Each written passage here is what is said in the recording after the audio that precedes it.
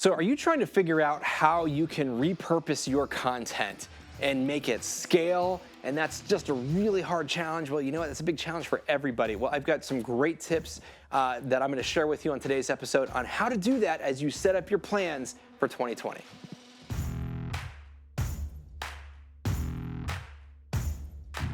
Welcome to IndustrialSage, a free video podcast series all about digital marketing for industrial manufacturers. Hear interviews with your peers and find out how they're solving the same challenges that you might be facing in your own field. Coming to you from the Optimum Production Studio in Atlanta, Georgia, this is IndustrialSage.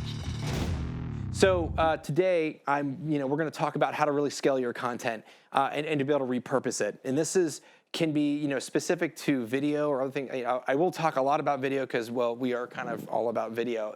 If you're listening to this on a podcast, if you didn't notice, we shoot this in a studio. It's on video. Come to IndustrialSage.com and you can see all this. We're big fans. Why? Because you can repurpose it. So why do we want to repurpose content? What's like the big deal about that? Well, the reality of it is that content the need for creating content has like quadrupled or 10x'd in the last several years. And as we move into 2020, it is incredibly clear that is an area that we really need to be moving in. That's the number one thing that I hear from companies all the time saying, we need to create a lot more content. Well, what is content? And we can define it a million different ways. Well, maybe it's sales enablement content, blog articles, or white papers, or ebooks, or podcasts, or videos, or product videos, or webinars, or a whole host of other things that is really designed to be able to help to educate your prospect or your customer if you're trying to sell them into more things. Why? Well, why do we want to do that? Well, because if you've listened on the show, we talk about this a lot. The buying cycle shift, the way that people buy, the way we go to market with things has completely changed. Completely changed thanks to a thing called the internet, right? Can you imagine? I was listening to a podcast.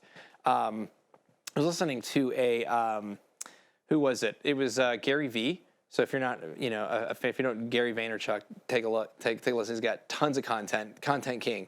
And I was listening to his podcast earlier today, actually. And one of the things that was interesting, he was talking about how he sort of discovered the internet. I think it was like, it was early or mid 90s. He was in college. And the first time he got exposed to it, they had the whole little dial-up thing, and it was explaining it. And he said it just was like, wow, this is amazing. Like, this is going to be the future. And it's crazy to think, just for 2 seconds, how much business, how much the world has completely evolved thanks to this little thing called the internet. It wasn't that long ago. I remember '95. Okay, so I'm not super young. I'm not super old. Right in the middle. And 95, I don't know how old I was. It was probably 10, 11, 12, somewhere in there. I'm bad with math today. And, that wasn't that long ago. That was really not that long ago. And it has completely revolutionized how we do everything. So if you're a millennial there and you weren't even born there or whatever, I mean, it was a totally different ballgame. Just imagine your life not as your life right now. Things were way slower. You didn't know any better. And the internet just completely, in my life, has completely revolutionized and flipped everyday life on how we do it. Well, the same goes obviously for buying, and it's continuously changing. Think about Amazon, for example. Amazon has completely revolutionized everything. I mean, the internet has revolutionized, but Amazon is part of that. But even in the last 5 years, or just think about how we've got the holidays coming up, and you're going to go buy gifts. Hopefully, are you going to go to a store or are you going to do it online?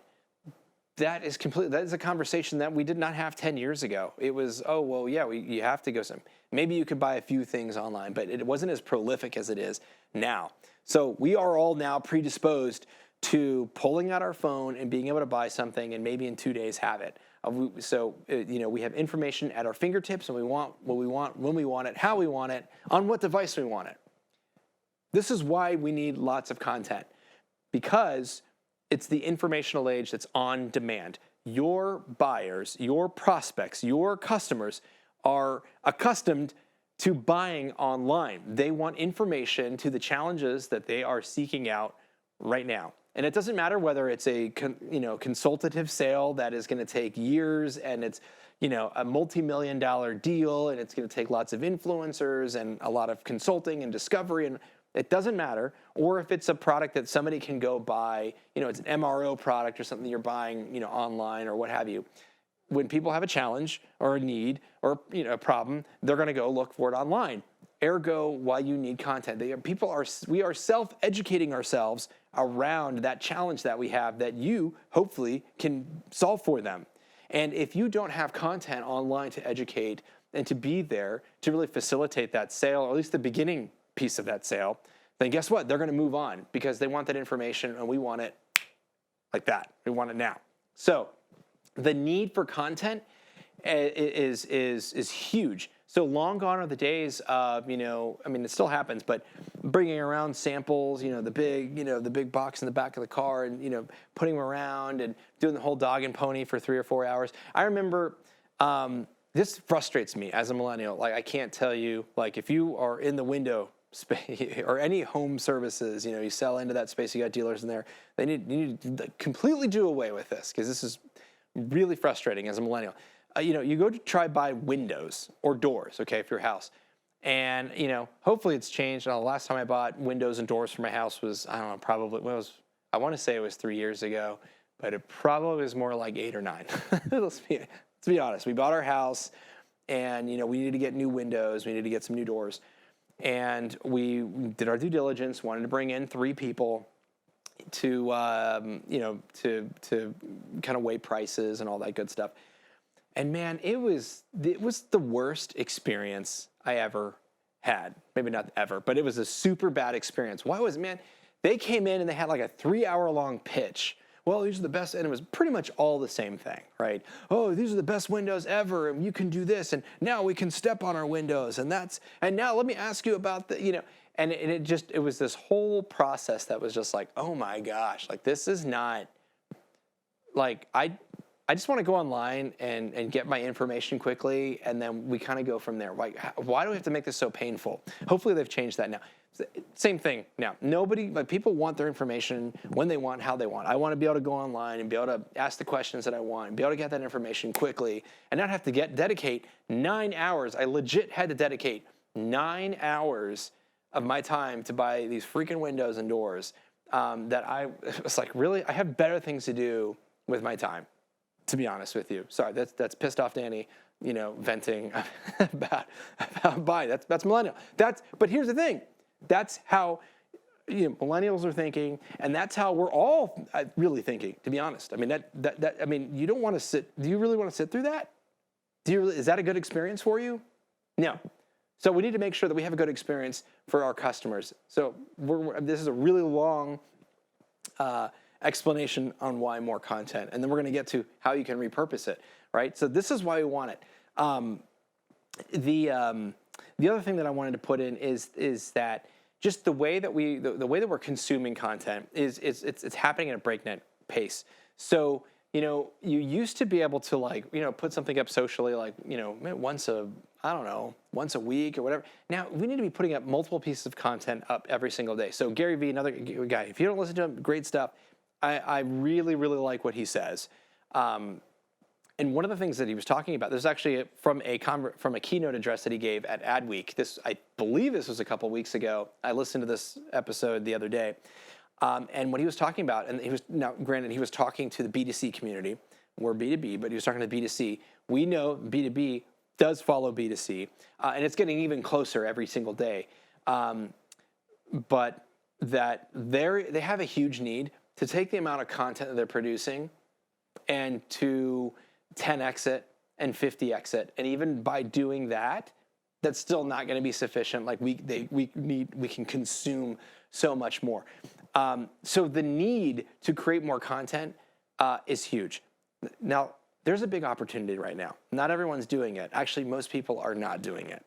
So the challenge is, if you understand how the social networks work, if you understand how social SEO works, search engine optimization, if you understand all the internets, how it all works, it feeds off content. You need this. You have to. Why? Because you can create an engaged audience. You can create excitement and energy and attention and awareness by doing this. And you have to feed the beast, essentially, is really what it is.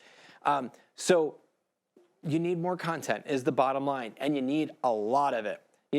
these companies that are like blowing up that you've never heard of. We're seeing in a lot of industries. I had another client, I can't say who it is, but we had a company that come in. They were the 800-pound gorilla in the space for years. I mean, they're like a 95-year-old company. And they told us we're losing like a lot of market share because these smaller companies are coming in and they're feeding in this message into the industry that we're slow to respond, we can't do custom work, that the lead time is super long, like all these things. And it's all false is what this is all false. It's like, okay, well, that's great, but you know what? That's marketing. And they're creating a perception in the mind of their buyer. And that perception is becoming reality. You need to respond back to that. How are they doing that? How are you able to knock off a legacy company that's been around for 95 years? Big bet. You do it through marketing. You do it through messaging, because the way that people buy, we're not necessarily buying off the brand because the brand is, Big Blue IBM. That doesn't mean anything anymore to this generation. It's about how can you provide value and solve the challenge, and give me value that I have for the challenge that I'm looking for today, right? It's the quickest to be able to do that. There's a stat out of real estate that talks about if you're looking to, sell your home, or if you're looking for a realtor, that the first real estate agent to get back to you after you fill out a form or you're looking for information has an 80% chance that you're going to go with them. Why? Because we all are pressed for time, and you have a challenge. You need to try to figure this out, and that person answers your questions and calls you back and starts developing a relationship. It's not rocket science. The same thing is happening here, online. So you need to provide that info. You need to be able to stay on people's radars. How do you do that? You do that with content. Okay, so now that I've laid out this huge framework and I'm talking on my high horse, how do you do it? How do you scale content, specifically with video? It's a challenge. The number one complaint that we hear at Optimum and IndustrialSage when we talk about video, you got to do this, you got to do this. And I heard it the other day, actually, at a conference. Somebody brought it up, and they're like, well, how do you justify ROI off of video content, especially when it's super expensive and all this stuff? And said, well, first of all, there's tracking metrics that we can put in. There's analytics, there's data that we can go and we can see how people are consuming that. I can tell you that if video is going to way outperform video posts, let's say on LinkedIn, for example, over text and image. Blanket statement, but for the most part, if you're doing sort of an apples to apples thing, people like video and it's going to perform better. And LinkedIn, for example, really, really likes it. So we can look at that. How are we impacting? How are we creating a relationships? If you get down the line, you can tie all that data into marketing automation and CRM tools to be able to see that. But the big thing and the big beef that I have is, video is and can be very, very, very expensive. Okay, if you're not doing it right. Okay, how should you do it right? You got to have a plan. And you need to be able to repurpose content. So how do we repurpose this? I'm going to give you a really good example. IndustrialSage, every single episode that we do here, we create a lot of pieces of content off of this. Like what I'm recording right here, okay? We take this and we chunk it up into a million different pieces. So talking a little bit about Gary Vee, he talks about a piece of content could be just a one, sentence tweet. But if you take that tweet and you put it on Twitter, and then you got something on Instagram, and then you got something on Facebook, and then you got something on LinkedIn, and then you got something on, he's big in TikTok. I don't recommend TikTok for you, but TikTok and all these other things.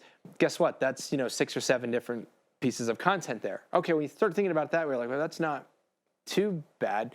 How do we do that with video? Well, we shoot an episode here with IndustrialSage, and I've shared this with you if you've listened. We shoot the episode, we take this, turn it into a podcast. So if you're listening on the podcast right now, if you go to IndustrialSage.com, you will actually see a video. You see a beautiful video. We're at a beautiful studio, and you can see all kinds of, you can see my beautiful face. I don't know if I have a face for radio. I'm not going to go there. But anyways, and why are we doing it in a video? Because now we can take that and we can chunk it up into a million different pieces. We take the audio, create a blog article off of it. We can take images, still images, and take quotes and put things up. We take little video snippets, put those up on LinkedIn, Twitter, Facebook, YouTube, you name it. And we could do mission mash episodes, and we create more content off of that. That's what I mean. That's how you win. That's how you repurpose. So instead of coming in and saying, hey, look, we're going to do this one thought leadership video that's like 10 minutes long or 15 minutes long or 20 minutes, however long this episode is going to be, instead of saying, okay, well, that's one piece of content that we're going to put up and then we're done. Wait a minute, there's an opportunity to be able to really to scale that, to really, as I like to say, get more squeal out of the pig. That is how you're going to win. That is how you create a lot of more content. That's how you scale it. And that's where we're going. That's where you need to be thinking. You need to be thinking, what can we be doing in 2020 or right now that we can repurpose, and instead of saying, here's one piece of content, let's take this one thing that we're going to do here and then turn it into like 20 or 30 or 40. That's how you're going to win. That's how you scale content. That's why we love video, because we can turn it into a million other things. I'll give you another good example. We took our survey. We saw our survey. We had, it was a 52-page report. We took a lot of stats from that, turned it into 90 videos. We probably could have done 180. We might even been able to do more than that. Okay, but 90 videos off a survey. Okay, really, really small videos, and then we can put them all over the place. That's how you need to be thinking, and that's how you're going to get your brand, and you're going to push it out there and stay on top of mind, and and do that. So be thinking about that. That's how we're going to win in 2020. That's how you're going to be able to create more content, and that's it. That's the playbook. But it's very simple. Now you just got to do it. So anyways, and of course, if you need help doing it, reach out. We can help you out. We can, we might be able to help you do some things. So anyways, that's all I got for you today. Well, man, today was a good episode. I get kind of passionate and get excited about this. So thank you so much for listening to today's episode. Listen, if you have a question on something you'd love for us to answer it on the show, happy to do it. You can go to IndustrialSage.com/questions and we'll answer it for you. If you are listening on iTunes or Spotify or any of the podcasting stations, we'd love a review. If you're not on our email list, go to IndustrialSage.com. Go get on our email list so you can get all the other content that we're creating. We've got a whole host of other things that are going to be coming down the pipe very soon. It's going to be super exciting, and you're not going to want to miss it. So that's all I got for you today. Thanks so much for watching today's episode. I'll be back next week with another great episode with Industrial Sage.